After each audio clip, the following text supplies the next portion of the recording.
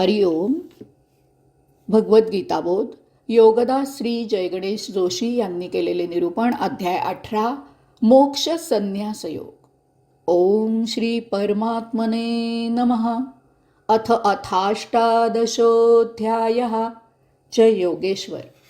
परमात्म्याला नमस्कार. अध्याय 18 श्लोक क्रमांक 25. अनुबंधन क्षयं हिंसाम् अनवेक्ष च पौरुषं मोहादारभ्यते कर्म यतत्तामसमुच्यते.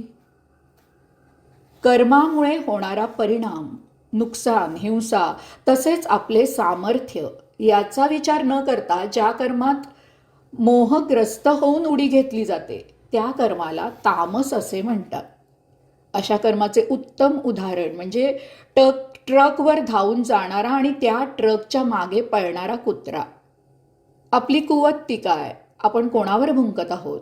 आपण कोणामागे पळत आहोत? समोर कोण आहे? यामुळे आपणच त्या ट्रक खाली येऊन चिरडून जाण्याचा धोका आहे की काय वगैरे कसला काही पाचपोच न ठेवता एकदम मनात आले की लागले त्या ट्रकच्या वर उड्या घ्यायला, लागले त्या ट्रकच्या मागे पळायला. असे कर्म करणाऱ्यांना विवेक आणि संयम नसतो. समोर वस्तू दिसली की त्याची अभिलाषा निर्माण होते आणि मग ती वस्तू मिळवण्यासाठी हे आततायी त्यात उडी घेतात. एकतर्फी प्रेमाने बेभाम होणारे आणि अशा जातकुळीचे असतात. एकतर्फी प्रेमाने बेभाम होणारे अशा जातकुळीचे असतात. मागचा पुढचा काही विचार न करता एकदम सुरू व्हायचं.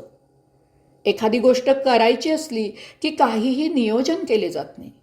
यासाठी किती पैसा लागेल, किती वेळ लागेल, यासाठी आपल्याकडे बौद्धिक क्षमता आहे की नाही, आपण हे काम पूर्ण करू शकू की नाही, यात आपल्याला किती खर्च येईल, आपल्याला किती कमाई होईल, आपण हे काम किती दिवस पेलवू शकू, आपल्यामुळे कोणाचे नुकसान तर होणार नाही ना, असा किंवा अशा प्रकारचा विचार न करता कर्म आरंभ केले जाते.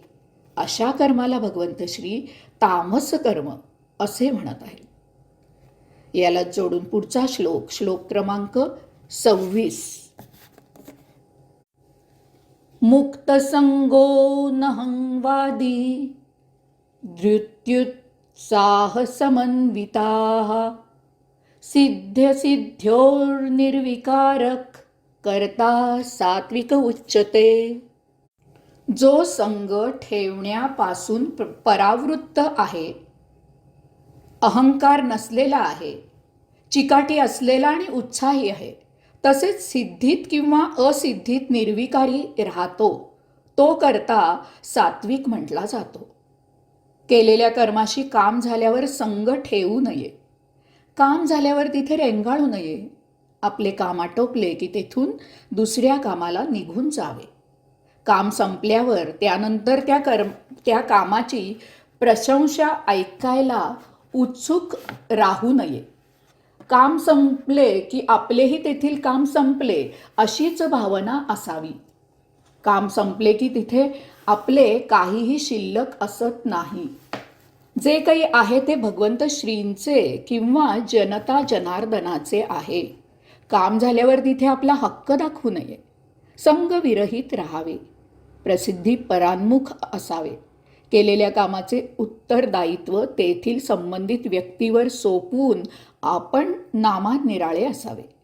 भगवंत श्रींनी अनेक दुष्ट आणि राक्षसी राजांना यमसदनास पाठवले, परंतु त्यांनी एकाही राज्यावर हक्क सांगितला नाही. राज्याचा योग्य वारस निवडून त्याला राज्याभिषेक करून आपण तेथून दूर झाले.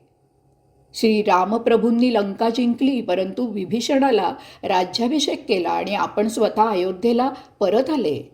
भगवंत श्री परशुरामांनी हिमालयापर्यंत प्रदेश जिंकला, परंतु ते सर्व विप्राला देऊन स्वतःसाठी समुद्रात कोकण भूमी निर्माण केली.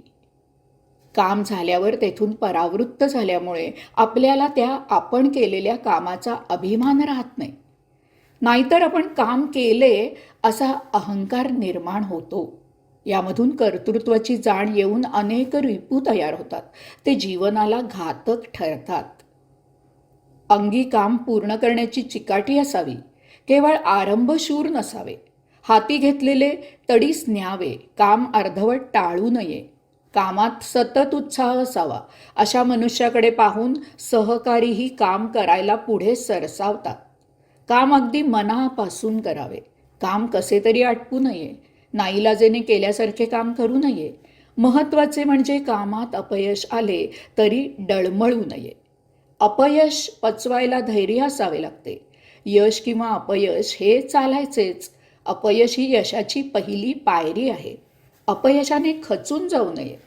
त्यामधून धडा घ्यावा आणि अपयशाची कारणे शोधून त्यावर मात करावी. कामात चिकाटी असावी. यश किंवा अपयश अशा दोन्ही वेळी संयम ठेवावा. अपयशाने निरुत्साही होऊ नये. हाय खाऊ नये. भावनेच्या आहारी जाऊ नये. यशाने बेधुंद होऊ नये. यश मिळणे किंवा अपयश येणे हे आपल्या हाती नाही, परंतु यश मिळेपर्यंत प्रयत्न करत असणे हे आपल्या हाती आहे.